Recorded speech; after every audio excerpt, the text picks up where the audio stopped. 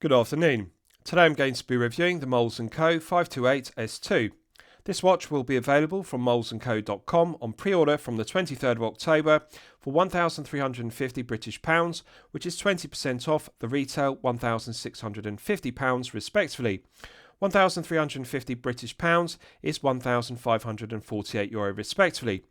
Moles & Co are a well-established microbrand based in England, and their watches are assembled in Canton Ticino in Switzerland. So this piece, the 528S2, is a pre-production prototype, and therefore there will be some differences to the production model which I'll detail, and as it's a pre-production prototype I don't have the packaging or the accessories to show you, but however I can confirm that the watch will be covered by the usual 3-year international warranty, which is excellent. So with regards to the specifications of the piece, we have a 43mm case diameter.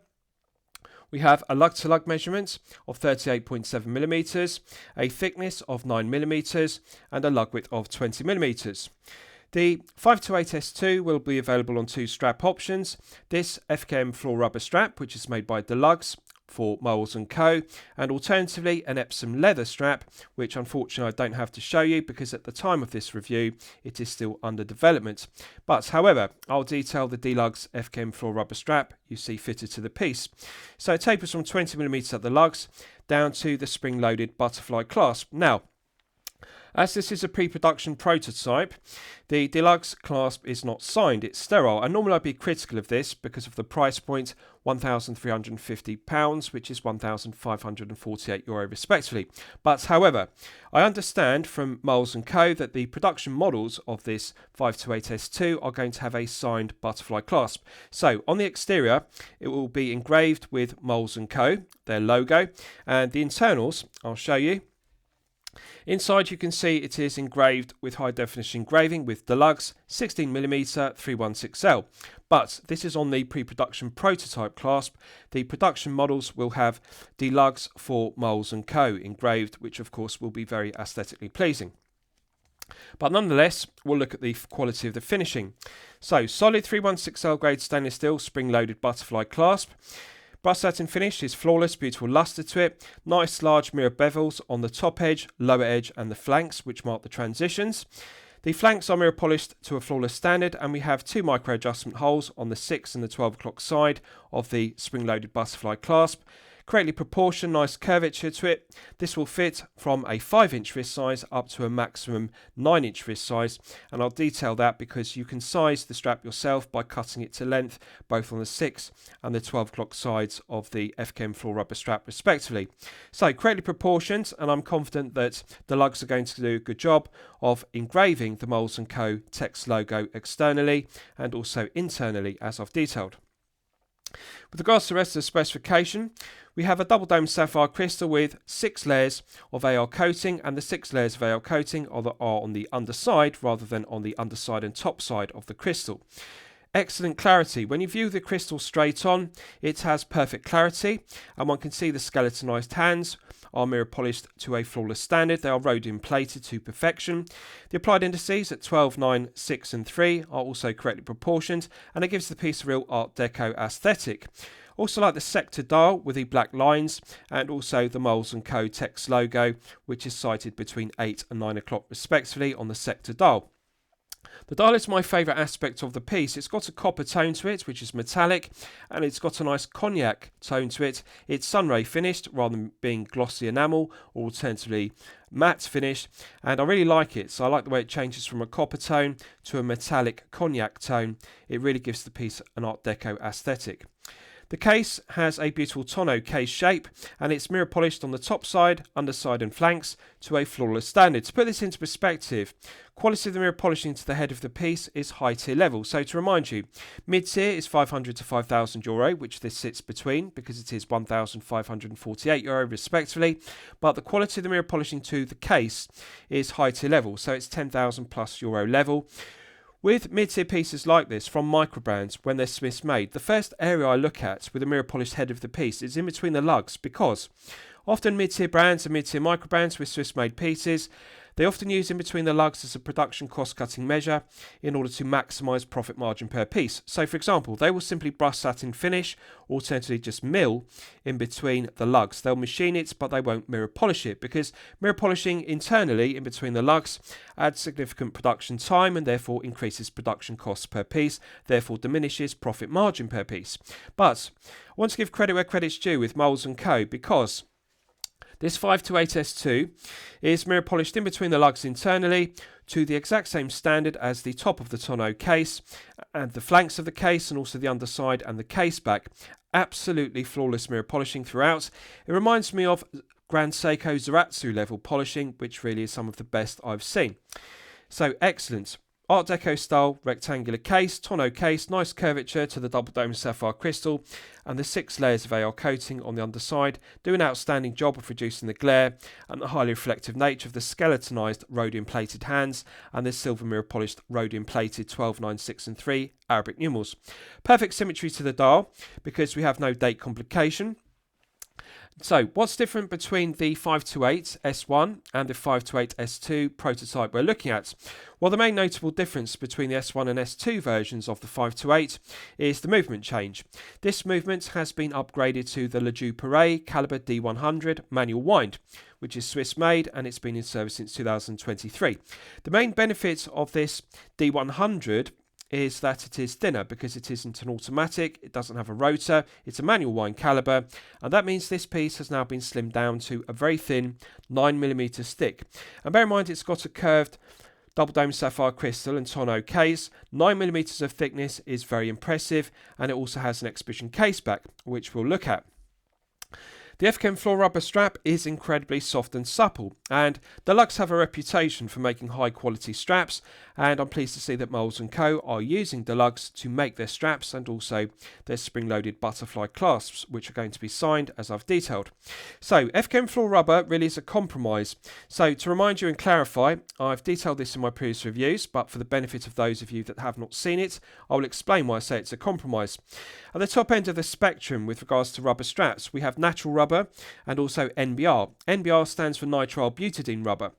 NBR is often used in the aeronautical and automotive industries because it is acid, chemical and ultraviolet light resistant, and of course it is particularly suitable for rubber O-ring gaskets and seals in the automotive and aeronautical industries as a result. It's also particularly suitable for watch straps because the aforementioned properties, it's resistant to ultraviolet light, chemical and acid, and therefore NBR nitrile butadiene rubber straps are very durable with daily wear and tear. The negative is that they're not as soft and supple as silicone rubber, which is at the other end of the spectrum. Silicone rubber straps are very soft, and you'll all be familiar with them. They are incredibly comfortable, they don't require any breaking in, that's the positive. The negative of silicone rubber is it's not as durable and robust long term with daily wear and tear, has a tendency to split and crack, especially around the spring bar end, and that's the main negative. So silicone rubber is comfortable, but the negative is it's not durable. In between the two, in between NBR, which is nitrile butadiene at one end of the spectrum, and silicone rubber at the other end of the spectrum, we have FKM fluoro rubber. And it really is a compromise between the two because the benefit is it is more durable than silicone rubber, but it is softer and more supple than natural rubber and also NBR nitrile butadiene rubber. So really it's balanced between the two, between being robust and being comfortable and supple. So it is stiffer than silicone rubber, but it is softer and more supple than natural rubber and NBR respectively. It's the perfect choice, and that's why the lugs are using FKM floor rubber. And what I like about it is it doesn't have any scent, it's sterile and it's very smooth on the top side and the underside, and it's very well finished. This is good quality FKM floor rubber. Now I'll show you the underside because this is a very long FKM floor rubber strap. So as you can see, on the underside it is scallops, and then embossed it has deluxe and 20, which denotes the lug width. Quick release stainless steel spring bars are the correct choice because that negates the need for a spring bar tool if you want to exchange the strap for an alternative. Now you can see it has these moulded lines and they actually serve a meaningful purpose. Just bear with me, I'll get the camera to focus. So the grooves or the lines which are moulded, they are the cutting lines. So you can cut this to length to specifically fit your wrist to perfection.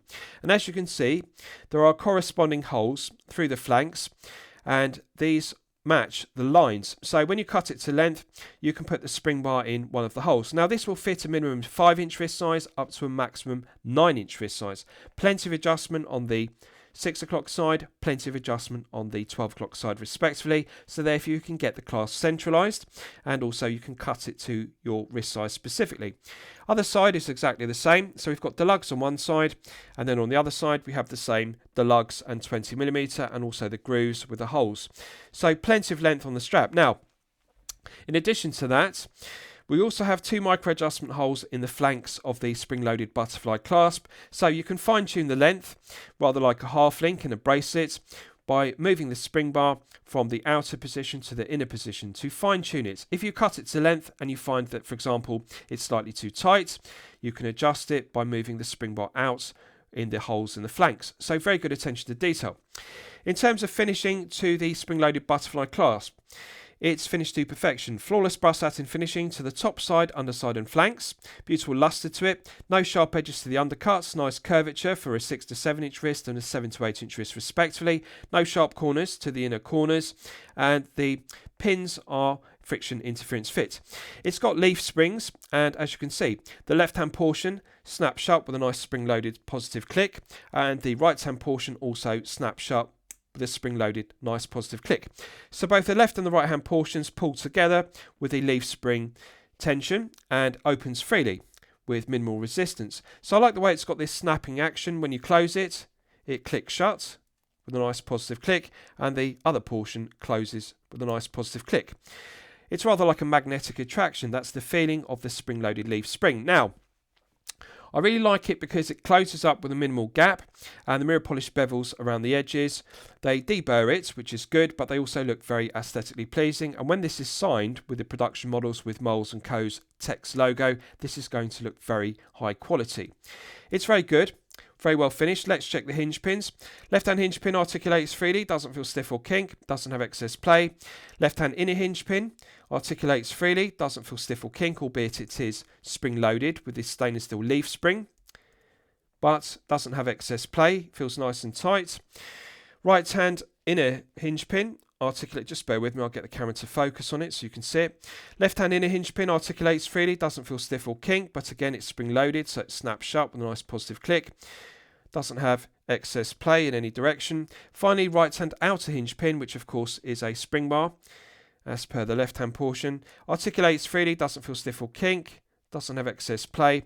And I like the way the left and the right hand halves aren't overlapping. You can close the left or close the right first, it doesn't matter, and they close with a nice closed line. It doesn't have a gap in between the two halves. Very well executed, works well, and it's not going to accidentally pull open. Now when I pull it very hard, of course it opens, but when it's on wrist, the point is you're not going to accidentally deploy it. There's enough tension in the stainless steel leaf spring to hold the spring-loaded butterfly clasp together at all times. It's not going to accidentally open up, as you can see. When I pull it very hard, yes it does. So excellent quality deluxe F-Chem floor rubber strap, excellent quality spring-loaded butterfly clasp. So let's look at the crown in detail. Coin edge finished crown, which has a domed profile to it, rather like an onion crown, which gives the piece an art deco or vintage aesthetic. Mirror polished domed cap to it. Now, I'm not going to be critical of it being sterile, so why is that? Because usually I would be at this price point.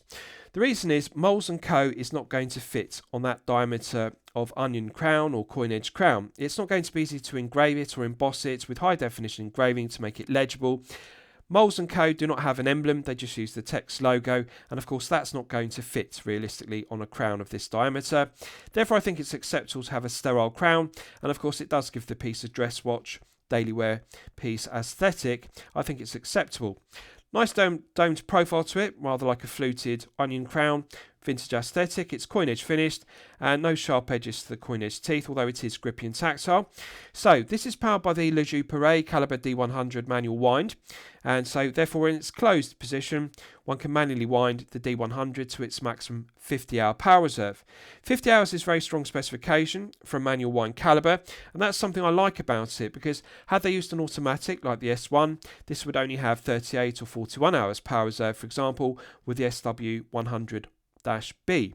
But This is the benefit of the Lejeune Perret caliber D100. Has an extra 10 hours of power reserve. It's not 40 hours, it's 50, so it's very good. Feels very smooth to manually wind. Doesn't feel rough or gritty, doesn't feel too stiff. One can feel the tension in the mainspring gradually building up, and I like it. So it feels very pleasant to manually wind, and you can get good purchase with your index finger and thumb on the coin edge crown. Feels very smooth. Excellent. So the push-pull crown provides 100 metres of hermetic seal, which is strong specification, because one has to appreciate this is not a dive piece. We're looking at a daily wear piece, which could also be worn as a dress piece, and therefore 100 metres and a push-pull crown is perfectly acceptable. They could have actually just used 50 metres with a push-pull crown, that would have sufficed, but 100 is strong. Pulling it out to the first click position is the final click position. Now, the negative of the D100 subjectively is that it has hand winding, but it doesn't hack. But really that doesn't matter, because we don't have a second hand. It's a two-hander. We only have a skeletonized hour hand and a skeletonized minute hand. There is no second hand on the dial. That's something to be mindful of if you like watches with a second hand. Therefore, the negative is one cannot set this precisely to the second, because there is no second hand to register on the dial. But however, the benefit of the D100 outweighs the negative because there is no phantom date setting position. That's good. The other benefit is the lack of the date complication means it's a very thin caliber. And this means this S2 version of the 528 has been slimmed down to only 9mm thick, even though it has a double dome sapphire crystal, which of course adds some thickness, and an exhibition case back, which again adds some thickness. So 100 meters is good, but only 9mm and no phantom date setting position. So we're now in the time setting position. There is no hacking. That's something I've brought to your attention. But the skeletonized hands are correctly proportioned. Now, doesn't feel rough or gritty, doesn't feel too stiff, feels smooth clockwise and anti-clockwise when you cycle through the 12 hours. So it feels very pleasant to set the time. Proportions of the skeletonized hands are excellent. The rhodium plating contrasts very well with the sunray finish to the copper or cognac tone of the dial. And I like the sector dial with the black lines. It gives us an Art Deco aesthetic. And also the fonts, the 12, 9, 6 and 3, which are rhodium plated like the hands. They also give the piece a vintage Art Deco styling to it. What I like about it is there's minimal backplate. When you rotate the crown clockwise and anti-clockwise, there's an almost immediate response to the skeletonized minute hand. And I like that you don't have to take up a lot of slack. That it responds very well. Feels nice and tight, feels reliable and robust. Pushing it back in, it's got a nice positive click. And of course, the movement continues to run throughout because, as I've detailed, when you pull out the crown fully to the time setting position, the movement does not hack, it continues to run. But that's something one just has to be mindful of. So, absolutely gorgeous dial. I like the sunray pattern to the copper or cognac tone dial, and the quality of the printing on the dial is excellent. Moles & Co. text logo is printed with high definition crisp printing, and I like the way the dial changes colour from a lighter copper tone to a darker rich cognac tone. Very aesthetically pleasing tone to the dial. And the silver 12, 9, 6 and 3 Arabic numerals have a nice vintage font, and the skeletonized hands contrast very well. It is a shining reflective dial, and it is a shining reflective piece because of the rhodium plating on the Arabic numerals and the skeletonized hands, but nonetheless, contrast is good. Rectangular shape of the tonneau case, and of course curvature of the tonneau crystal is very aesthetically pleasing. It does give the piece a vintage aesthetic, rather like an Art Deco dress piece or daily wear piece, but nicely proportioned. It's contemporary because we have a 43 diameter case and a relatively compact 38.7 lug to lug, which will be particularly beneficial if you're a collector with a smaller 6 to 7 inch wrist. So let's look at the case back in detail. Screwed down exhibition case back, and it is laser engraved to perfection. So it says 528, and I like the fonts used for the Arabic numerals. It reminds me of Porsche fonts, rather like 911, and 528 is very well engraved, doesn't feel rough, doesn't feel sharp, and beneath it is his design, Bettina Menescal, and she is of course the designer and the CEO of Moles & Co. Bettina Menescal has designed this piece. It's completely original, it's not an homage to other pieces. So screwed down case back versus a screw down case back. So we have flathead screws, 2 on this flank, 2 on this flank, 2 on this flank, and 2 on this flank. So 2, 4, 6, 8, 8 stainless steel screws, screw down the screwed down case back to the tonneau case. Sapphire crystal glazed exhibition case back, and it's large diameter. And what I like about the large diameter sapphire crystal glazing is it fully displays the decorated caliber D100. So the bridge to the movement is decorated with Cotes de Genève, which is Geneva stripes, and also blued screws. And it is absolutely beautiful. The quality of the Cotes de Genève finishing on the bridges is sublime. Blued screws are also very well finished, and also it's engraved with 18 jewels and Swiss. So it's a very well decorated movement. Now, above all else, just bear with me, I'll get the camera to focus on it. There we are. What I like about the caliber above all else is how thin it is. Now, originally the 528 was powered by the SW200-1B, which is the no-date version of the 1A. And of course that has a rotor on the underside which gives automatic winding, but the negative is it adds thickness to the caliber. This Le Duperret caliber D100 manual wind is much thinner than the Sellita caliber SW200-1B, and that's the benefit. There is no rotor, and of course Moles & Co have therefore been able to slim this piece down, the S2 version of the 528, down to only 9mm thick. Even though it has a sapphire crystal glazed exhibition caseback, even though it has a double domed sapphire crystal tonneau crystal in the front, this is still only 9mm. That is incredibly low profile. So therefore it's practical for a daily wear piece and also a dress piece. So it looks good and feels good. Now the caseback is longitudinally brushed satin finished, as you can see, and the engraving is high definition, but it's not sharp. The screws are recessed into it around the edge, the perimeter, which is good because they're not sharp, they don't scratch the wrist.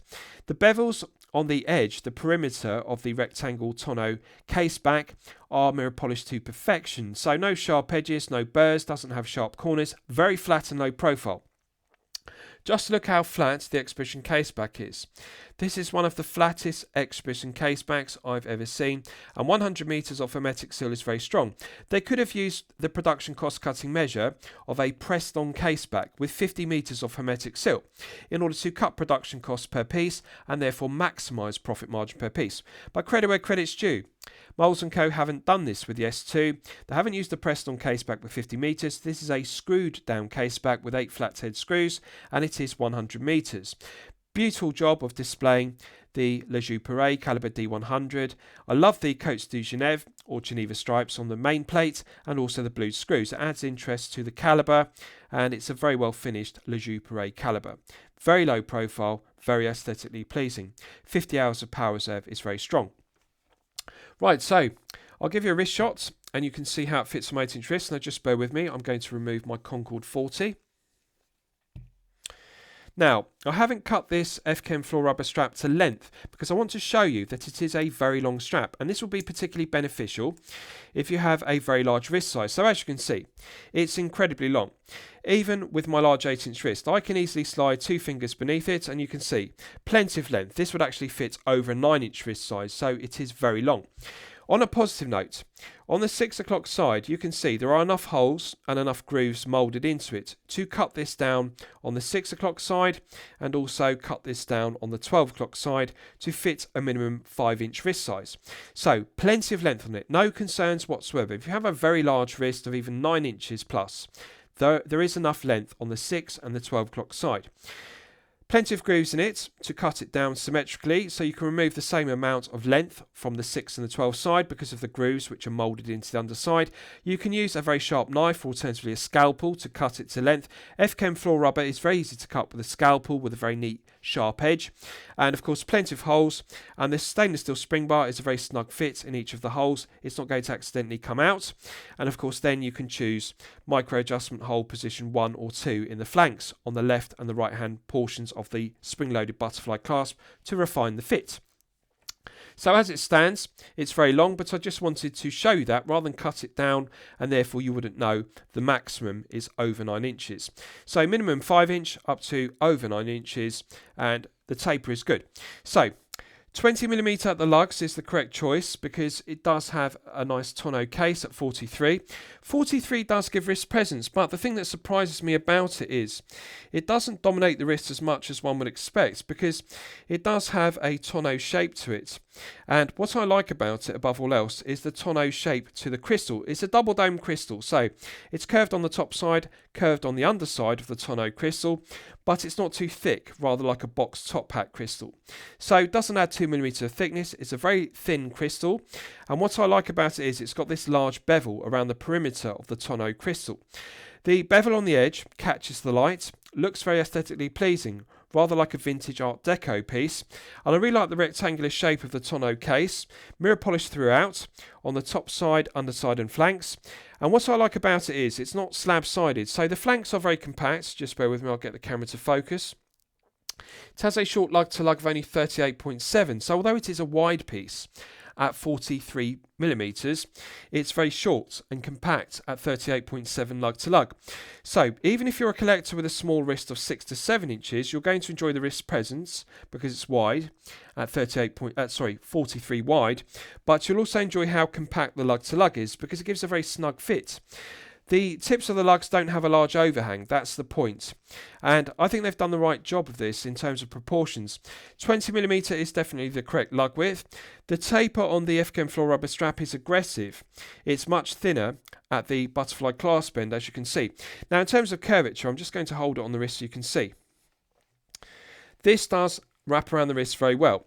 The curvature is good for a 6 to 7 inch wrist, and it's also good for a 7 to 8 inch wrist respectively. What I like about the spring-loaded butterfly clasp is it's not too bulky, it's not too wide, it's not too long, doesn't have a lot of overhang, and the internals of it, which are solid milled 316L grade stainless steel, they're not too bulky, so they don't make the strap stick out from the wrist too proud. It actually curves around the wrist relatively low profile. Does feel very comfortable. No sharp edges to it, no sharp burrs, doesn't have sharp corners, and it has a beautiful luster. Now when this is engraved in the production models with Moles & Co, it's going to look very aesthetically pleasing. Also, as an alternative to this deluxe FKM floor rubber strap, I want to remind you they will offer this S2 version of the 528 on an Epsom leather strap. So you have the choice. If FKM floor rubber isn't your personal taste, they also offer it on Epsom leather, which of course might suffice if you prefer leather straps. But the taper is good. It's an aggressive taper. What I like about the FKM floor rubber is it's very smooth, doesn't feel rough or textured, feels smooth on the underside even though it has the grooves moulded into it for cutting it down. And the aggressive taper means this is a very lightweight piece.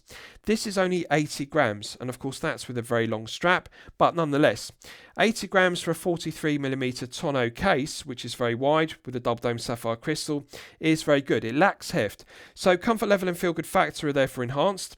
What I like about it is the copper tone or cognac tone to the dial, which changes colour in the light, and I like the contrast of the rhodium plated skeletonized hands and the rhodium plated 12, 9, 6 and 3 Arabic numerals, which have an Art Deco font. Really does give the piece a vintage aesthetic, but in contemporary proportions of 43 wide by 38.7 long. Now above all else, what I like about this piece isn't the lack of heft at 80 grams, which is good. It's the thickness, the lack of thickness. This is only 9mm. Now, you'll know from my previous reviews, anything below 13mm is the sweet spot to easily slip underneath a shirt cuff if you wear business shirts. Now, needless to say, at only 9mm, it's well below the 13mm sweet spot. This sits very close to the wrist. That's the benefit of the flat exhibition case back. Even though it has 100 meters of hermetic seal, you can see how snug, how close this fits to the wrist. Just bear with me, I'll get the camera to autofocus on it. You can see how snug it fits.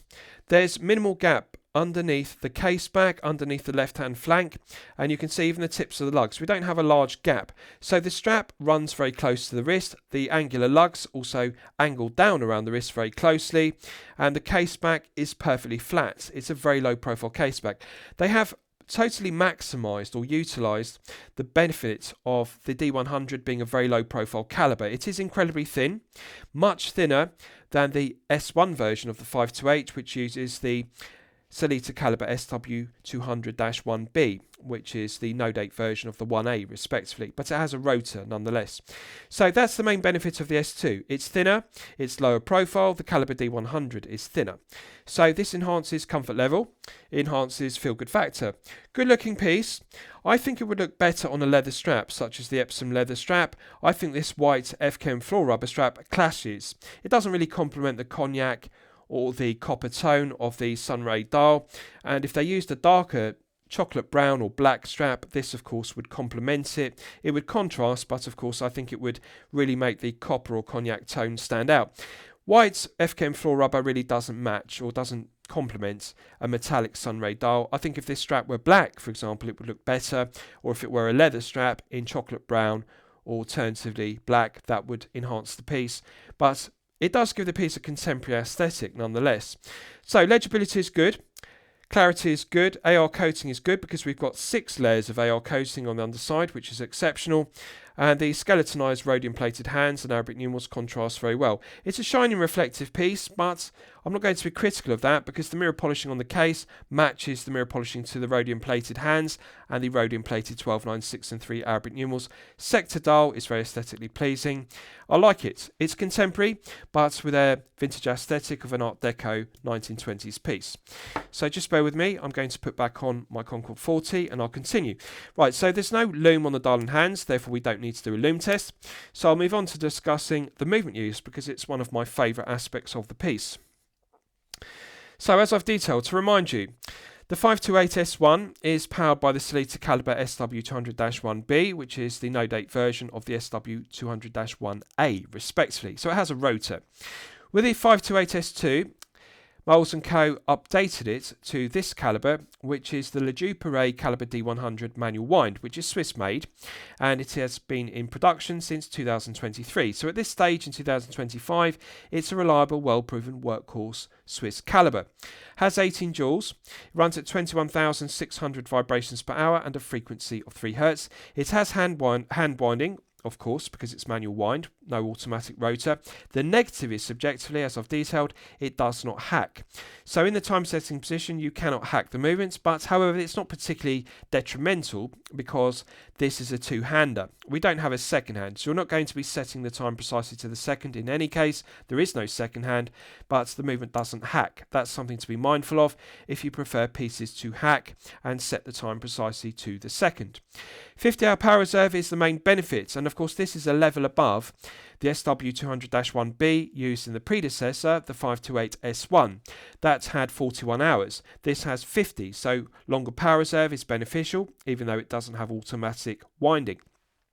To clarify, 40 clockwise turns of the crown will fully manually wind it to its maximum 50-hour power reserve. So it's the same as manually winding an SW200-1 automatic.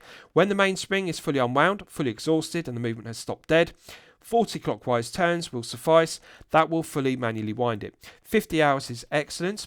Now, the D100 is regulated in 3 positions by Ledoux Perret to plus or minus 7 seconds per day, which is very accurate. And I'm pleased to report that Moles & Co. are doing a good job of regulating the calibre D100s they're using in the 528S2. This one is running consistently at plus 2 seconds per day when it's fully wound to its maximum 50-hour power reserve. Plus 2 is actually within chronometer grade accuracy. So to remind you and clarify, chronometer accuracy is -4 to +6. Ledoux Perret have a stated accuracy of plus or minus 7, which in itself is excellent, but Moles & Co. do a step further. They regulate in 5 positions to chronometer accuracy, so -4 to +6. This is running at +2. +2 is stellar, and certainly within the plus or minus 7 stated accuracy by Ledoux Perret. So this watch is assembled in Canton Ticino, Switzerland, and the movement is made by Ledoux Perret in Switzerland. So quality Swiss made piece, quality Swiss made calibre, chronometer accurate with 50 hours. Really, subjectively, the only negative is the lack of hacking, but the manual winding works well, the time setting works well. So lastly, I'll summarise the piece. What do I think of it overall? Well, when I'm considering reviewing a watch on my channel, the watch meets 2 criteria.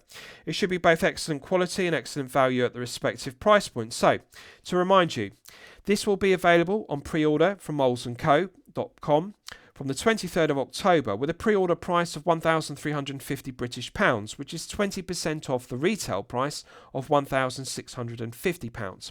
So £1,350 is €1,548. So I'm going to base my valuation on the pre-order price, which is €1,548 respectively. Yes, I'm going to declare it excellent quality. Value, I'm going to say, is okay. Now, the reason why I say the value is okay and I don't say the value is good or excellent is because this faces some stiff competition from other Swiss brands and other Swiss micro brands in the mid-tier between €500 and €5,000.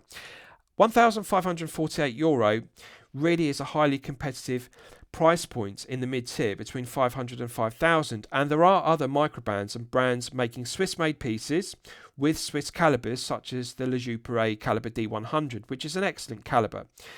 So it does face very strong competition, and therefore I'm going to say it's okay value, but I can't say it's good or excellent. I appreciate that this is a pre-production model, and of course there will be some notable changes. The clasp will be engraved with Moles & Co, and it will also be offered with the Epsom leather strap as an alternative, so all of this adds value. What I like about it is it's covered by a 3-year international warranty, and that does add value because, to remind you, the industry standard for low tier pieces between €0 and €500 is 12 months warranty. That's mandatory. Mid-tier pieces, the industry standard is 2 years international warranty between 500 and 5,000. So one would expect this to have a 12-month or 2-year warranty. Moles & Co go one better. It has 3 years of international warranty, and they really deserve credit because that does add value to the piece. They're clearly very confident in the watch. They're very confident in the caliber used, the Lejeune Perret caliber D100. So that's good. 3 years of warranty adds value. I can't really evaluate it further because I don't have the packaging. For example, I don't have a watch roll or watch box to show you, and the accessories such as a warranty card or owner's instruction manual. Really, to truly evaluate it, I would need to see that in the production model, but this is based upon the pre-production prototype you're looking at, as I've detailed. So excellent quality and okay value at €1,548. I'm going to highly recommend it to you for your consideration. I hope you've enjoyed my review of the Moles & Co 528S2. Please feel free to post your own comments below the video. Thank you for watching.